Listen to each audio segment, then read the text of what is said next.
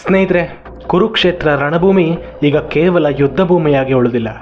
ಮುರಿದು ಹೋಗಿರೋ ರಥಗಳು, ಸತ್ತು ಬಿದ್ದಿರೋ ಆನೆ ಕುದುರೆಗಳು, ಚೆಲ್ಲಾಪಿಲ್ಲಿಯಾಗಿರೋ ಸೈನಿಕರ ದೇಹಗಳು, ತುಂಡರಿಸಿದ ತಲೆ, ಎಲ್ಲೆಂದರಲ್ಲಿ ಬಿದ್ದಿರೋ ಆಯುಧಗಳು, ಅದೆಷ್ಟು ಜನರ ನೆತ್ತರನ್ನು ಕುಡಿದಿತ್ತು ಆ ಭೂಮಿ ಗೊತ್ತಿಲ್ಲ. ಅಲ್ಲಿನ ನೆಲ ಆ ರಕ್ತದಲ್ಲೇ ತೊಯ್ದು ಕೆಸರು ಕೆಸರಾಗಿತ್ತು. ಆ ದಿನ ಬೆಳಿಗ್ಗೆ ಉದಯಿಸೋ ಸೂರ್ಯ ಕೂಡ ಸೈನಿಕರ ರಕ್ತದಿಂದಾನೇ ತೊಯ್ದು ಹೋಗಿದ್ದಾನೇನೋ ಅನ್ನೋವಂತೆ ಕೆಂಪಾಗಿ ಉದಯಿಸಿದ್ದ. ಆದರೆ ಯುದ್ಧ ಇನ್ನೂ ಬಹಳಷ್ಟು ಬಾಕಿ ಇತ್ತು. ಹೆಣ್ಣಿನ ಕಣ್ಣೀರು, ದಾಯಾದಿಗಳ ದ್ವೇಷ, ರಾಜ್ಯದಾಹ, ಮೋಸದ ದ್ಯೂತ, 14 ವರ್ಷದ ವನವಾಸ, ಇದೆಲ್ಲದಕ್ಕೂ ಅಂತ್ಯ ಕಾಣಿಸಬೇಕಿತ್ತು ಈ ಕುರುಕ್ಷೇತ್ರ ಮಹಾಯುದ್ಧ. ಕಳೆದ 5 ದಿನಗಳ ಹಿನ್ನಡೆಯಿಂದ ಕ್ರೋಧದಿಂದ ಕುದಿತಾ ಇದ್ದ ದುರ್ಯೋಧನ 5 ದಿನದ ಯುದ್ಧದಲ್ಲಿ 1 ದಿನವೂ ಪಾಂಡವ ಸೇನೆಗೆ ಆಘಾತ ನೀಡೋದಕ್ಕೆ ಸಾಧ್ಯವಾಗಲಿಲ್ಲ. ಇದೇ ಅವನ ಸಿಟ್ಟಿಗೆ, ಅಸಹಾಯಕತೆಗೆ ಕಾರಣವಾಗಿದ್ದ ವಿಷಯವಾಗಿತ್ತು. ಅವನ ತಾಳ್ಮೆ ಅದು ಯಾವತ್ತೂ ಕಳೆದು ಹೋಗಿತ್ತು. ರಾತ್ರಿ ಮಲಗಿದ್ರೂ ನಿದ್ದೆ ಬರ್ತಿರಲಿಲ್ಲ. ಕುಂತರು ನಿಂತರು ಪಾಂಡವರು ಸೋಲ್ತಿಲ್ಲ, ಅವರನ್ನು ನಾಶ ಮಾಡೋಕ್ಕಾಗ್ತಿಲ್ಲ ಅನ್ನೋ ಸೇಡು ಅವನನ್ನು ಒಳಗೊಳಗೆ ಬೇಯಿಸ್ತಾ ಇತ್ತು. ಅವನು ಮತ್ತೆ ದ್ರೋಣಾಚಾರ್ಯರ ಬಿಡಾರದ ಬಳಿ ಹೋಗ್ತಾನೆ. ಒಂದು ಸಲ ಭೀಷ್ಮರ ಬಳಿ, ಇನ್ನೊಂದು ಸಲ ದ್ರೋಣರ ಬಳಿ. ಇಬ್ಬರಿಗೂ ಹೆಗಲೇರಿದ ಶನಿಯ ಹಾಗೆ ಕಾಡ್ತಾ ಇದ್ದ ದುರ್ಯೋಧನ. ಆತ ಯುದ್ಧದಲ್ಲಿ ತನ್ನ ಸಾಮರ್ಥ್ಯವನ್ನು ಅದೆಷ್ಟು ನಂಬಿದ್ನೋ ಇಲ್ವೋ ಗೊತ್ತಿಲ್ಲ. ಆದರೆ ದ್ರೋಣಾಚಾರ್ಯರು ಮತ್ತು ಪಿತಾಮಹ ಭೀಷ್ಮರು ಯುದ್ಧವನ್ನು ಗೆದ್ದು ರಾಜ್ಯವನ್ನು ತನಗೊಪ್ಪಿಸ್ಲಿ ಅಂತ ಆಸೆ ಪಡ್ತಿದ್ದ.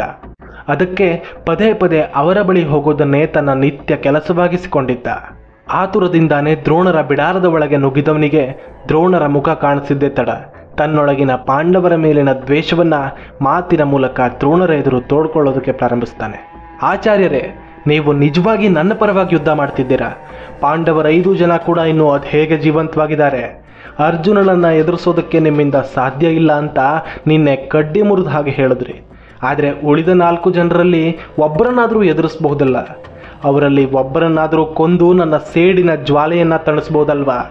ಇನ್ನೂ ಯಾಕೆ ನೀವು ಪ್ರಯತ್ನಿಸ್ತಾ ಇಲ್ಲ? ಇನ್ನೂ ಅದಕ್ಕೆ ಮುಹೂರ್ತ ಕೂಡಿ ಬಂದಿಲ್ವಾ? ದ್ರೋಣರನ್ನು ತನ್ನ ಚುಚ್ಚು ಮಾತಿನ ಮೂಲಕ ಹಂಗಿಸೋ ಹಾಗೆ ಮಾತಾಡ್ತಾನೆ. ದ್ರೋಣರು ದುರ್ಯೋಧನನ ಹಂಗನಲ್ಲಿದ್ದವರು. ತಮ್ಮ ದಿನನಿತ್ಯದ ಆಹಾರಕ್ಕೆ ಕೂಡ ಪರದಾಡೋ ಪರಿಸ್ಥಿತಿಯಲ್ಲಿದ್ದಾಗ ತನ್ನ ಮಗ ಅಶ್ವತ್ಥಾಮನಿಗೆ ಕುಡಿಯೋದಕ್ಕೆ 1 ಲೋಟ ಹಾಲನ್ನು ಒದಗಿಸಲಾರದ ದುಸ್ಥಿತಿಯಲ್ಲಿದ್ದಾಗ ಅವರಿಗೆ ಆಸರೆಯಾಗಿತ್ತು ಈ ಹಸ್ತಿನಾಪುರದ ಕುರುವಂಶ. ಅಲ್ಲಿನ ರಾಜಕುಮಾರರಿಗೆ ವಿದ್ಯೆ ಕಲಿಸೋ ಗುರುವಿನ ಹುದ್ದೆಯನ್ನು ಕೊಟ್ಟು, ಗೌರವ ಧನವನ್ನು ಕೊಟ್ಟು ಅವರನ್ನು ಸಾಕಿತ್ತು ಈ ಕುರುವಂಶ.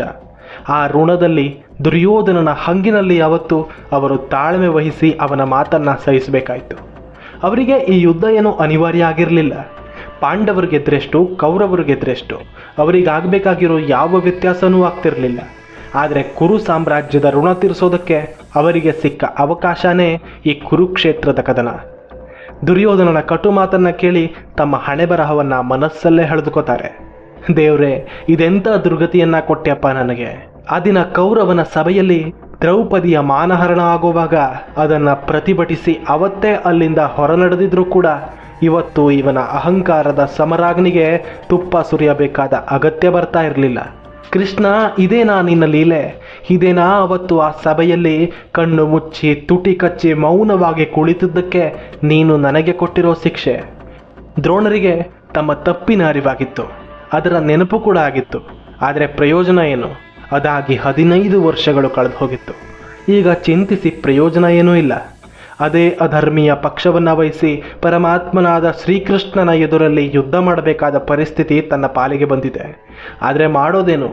ನನ್ನ ಪಾಲಿಗೆ ಬಂದ ಕೆಲಸವನ್ನು ನಾನು ನನ್ನ ಆತ್ಮತೃಪ್ತಿಯಾಗುವಂತೆ ಮಾಡ್ತೇನೆ. ಮುಂದೇನಾಗುತ್ತೋ ಆಗಲಿ, ಕುರುವಂಶದ ಋಣ ತೀರಿಸೋ ಅವಕಾಶ ನನ್ನದಾಗಿದೆ.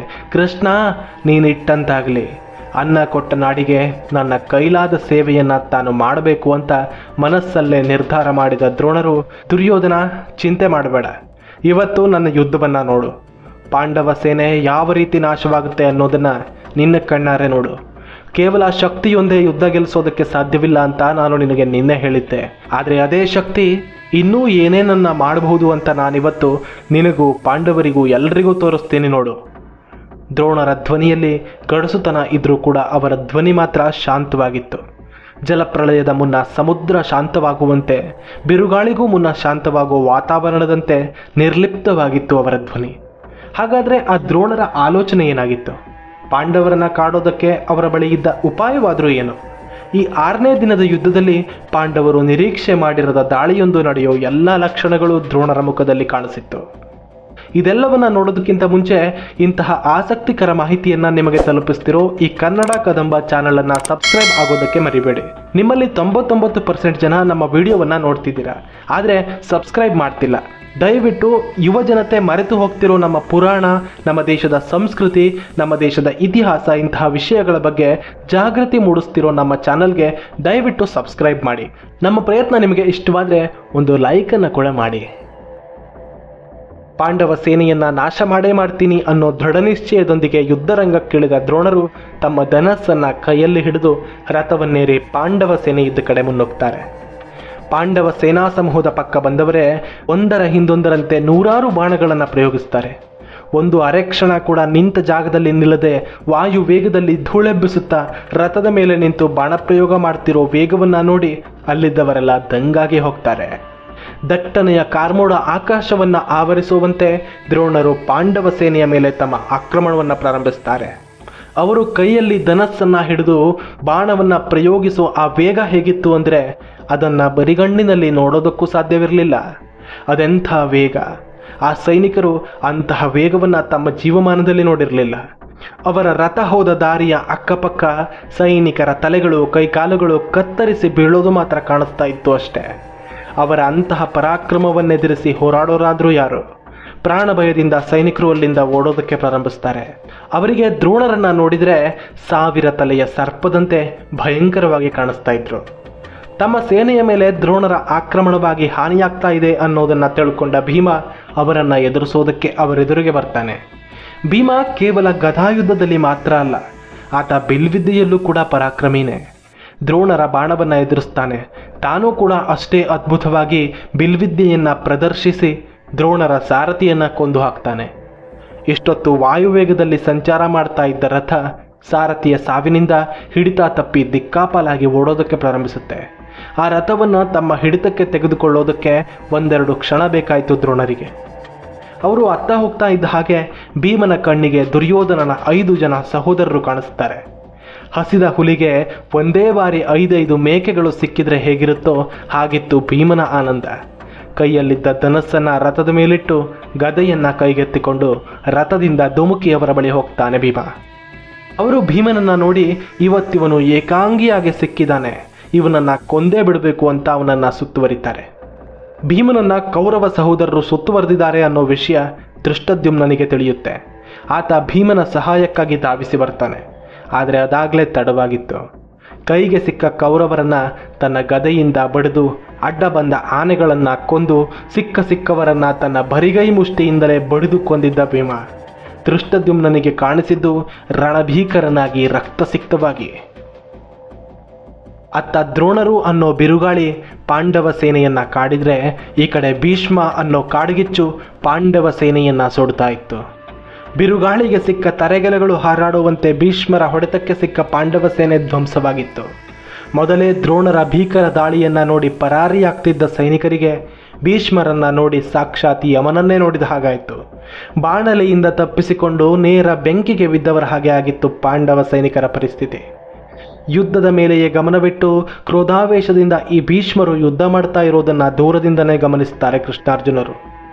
ಕೃಷ್ಣ ಅರ್ಜುನನ ಕಡೆ ನೋಡ್ತಾ, ಪಾರ್ಥ, ಭೀಷ್ಮರು ಇದೇ ರೀತಿ ಯುದ್ಧವನ್ನ ಮುಂದುವರೆಸಿದ್ರೆ ನಾಳೆ ಯುದ್ಧ ಮಾಡೋದಕ್ಕೆ ಪಾಂಡವ ಸೇನೆಯೇ ಉಳಿಯೋದಿಲ್ಲ, ಅವರನ್ನ ತಡೀಲೇಬೇಕು. ಕೃಷ್ಣನ ಮಾತನ್ನ ಕೇಳಿ ಆತನ ಕಡೆಯೇ ನೋಡ್ತಾ ತಲೆಯಾಡಿಸ್ತಾನೆ ಪಾರ್ಥ. 2 ಮದ್ದಾನೆಗಳ ಸೆಣಸಾಟಕ್ಕೆ 7ನೇ ದಿನದ ಯುದ್ಧದಲ್ಲಿ ವೇದಿಕೆ ಸಿದ್ಧವಾಗಿತ್ತು. ಸೂರ್ಯಾಸ್ತದ ಸಮಯಕ್ಕೆ ಪಾಂಡವ ಸೇನೆ ಅಪಾರವಾಗಿ ನಷ್ಟವನ್ನು ಅನುಭವಿಸುತ್ತೆ. ಸಾವಿರಾರು ಸೈನಿಕರನ್ನ ಕಳೆದುಕೊಂಡು, ಆತ್ಮವಿಶ್ವಾಸವನ್ನ ಕಳೆದುಕೊಂಡು ದುಃಖದಲ್ಲಿ, ನೋವಿನಲ್ಲಿ ಕಾಣಿಸ್ತಾ ಇತ್ತು. ಆದರೆ ಈ ಕಡೆ ದುರ್ಯೋಧನ ಈ ದಿನ ವಿಜಯದ ನಗೆಯನ್ನ ಬೀರಿದ್ದ. ಅವನಿಗೆ ಮತ್ತೆ ತಾನು ಯುದ್ಧವನ್ನ ಗೆಲ್ತೀನಿ ಅನ್ನೋ ಆತ್ಮವಿಶ್ವಾಸ ಬಂದಿತ್ತು. ಈ ದಿನ ಶತ್ರುಂಜಯ, ದೃಢವರ್ಮ, ದೃಢಕ್ಷತ್ರ, ಜಯ ಅನ್ನೋ ಪಾಂಡವ ಸೇನೆಯ ವೀರರನ್ನ ಭೀಷ್ಮರು ಕೊಂದು ಹಾಕಿದ್ರೆ, ಸಾವಿರಾರು ಆನೆ ಕುದುರೆಗಳನ್ನ, ಸಾವಿರಾರು ಸೈನಿಕರನ್ನ ಭೀಷ್ಮ ದ್ರೋಣರಿಬ್ಬರು ಕೊಂದು ಪಾಂಡವ ಸೇನೆಯನ್ನ ಧೂಳಿಪಟ ಮಾಡಿದ್ರು. ಇವರಿಬ್ಬರನ್ನ ತಡೆಯೋದ್ರಲ್ಲಿ ಅರ್ಜುನ ಯಶಸ್ವಿಯಾದ್ನ. ಭೀಷ್ಮರನ್ನ ತಡೆಯೋಕೆ ಆತನಿಂದ ಸಾಧ್ಯ ಆಗಿದ್ದಾದ್ರೂ ಹೇಗೆ? ಪಾಂಡವ ಸೇನೆ ಈಗಲೇ ಇಷ್ಟೊಂದು ಘಾಸಿಗೊಂಡಿತ್ತು. ಮುಂದೊಂದು ದಿನ ಅವರನ್ನು ಕಾಪಾಡಿಕೊಂಡಿದ್ದಾದರೂ ಹೇಗೆ? ಈ ಎಲ್ಲ ವಿಷಯವನ್ನು ನೋಡೋದಕ್ಕೆ ನೀವು ಈ ಕನ್ನಡ ಕದಂಬ ಚಾನಲನ್ನು ಸಬ್ಸ್ಕ್ರೈಬ್ ಆಗಿ. ಧನ್ಯವಾದಗಳು.